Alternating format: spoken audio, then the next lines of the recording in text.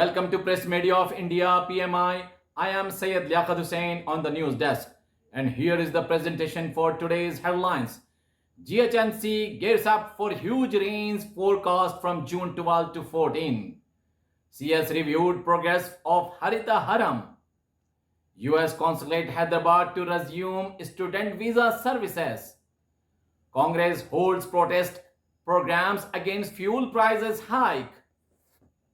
BJP's only alternative for Telangana ideologists, democratic forces to unite. Businessmen and 3 others held for holding police home guard hostage. Now the news are in detail.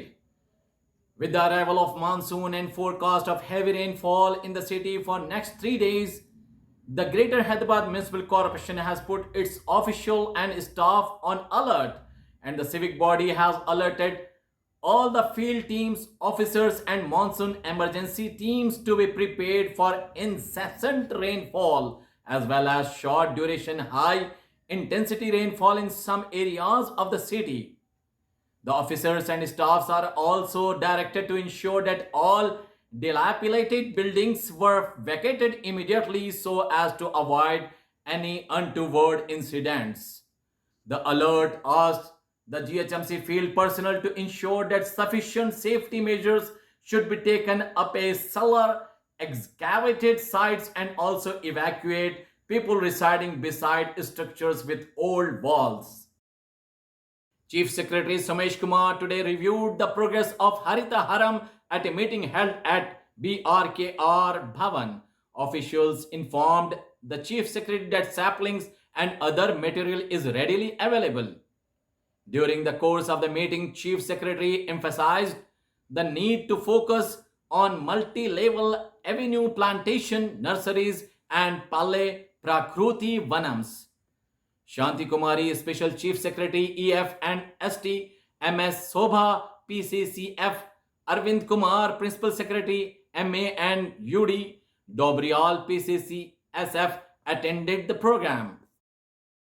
The US Consul General in Hyderabad on Friday announced that it will resume July and August student visa appointments from June 14. Our capacity remains limited for the health and safety of our staff and customers, and to do our part in reducing the spread of COVID-19, the Consulate General tweeted.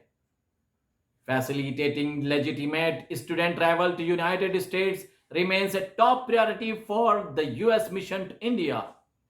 Please keep a close eye on our websites and social media pages for updates on our operating status, he added. It also advised students to keep monitoring its website ustravelsdocs.com/IN for appointment availability. The Consulate General had cancelled all routine visa services from May 3rd in the view of COVID-19 situation.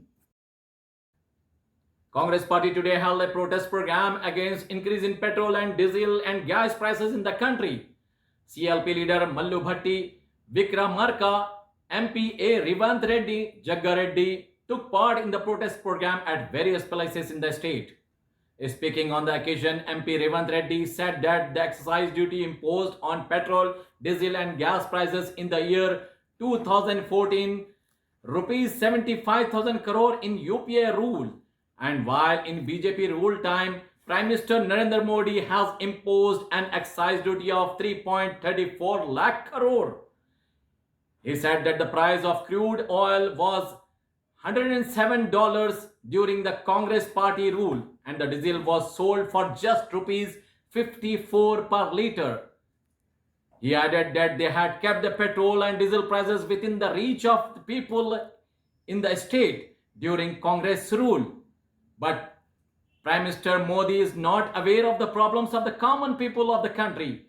He asked the BJP leaders as to why they are not including fuel prices under the GST regime, and added that the inclusion of the fuel prices in the GST would bring the taxes being imposed on them to just 28%, while noting the petrol would be sold for just rupees 75 per litre if it is done by the center.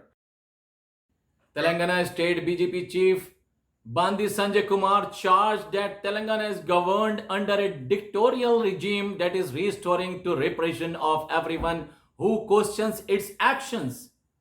Speaking at the party general secretary's meeting held at the BJP state headquarters here on Thursday, he said, in the current scenario, prevailing in the state BJP is the lone platform for democratic forces and people espousing the cause of Telangana ideology to unite. The Karimnagar MP alleged that the ruling regime has been running with the sole objective of targeting to suppress those who participated in the separate Telangana movement. Even Itala Rajendra, who earlier worked in the TRS cabinet, has to worry about his own safety.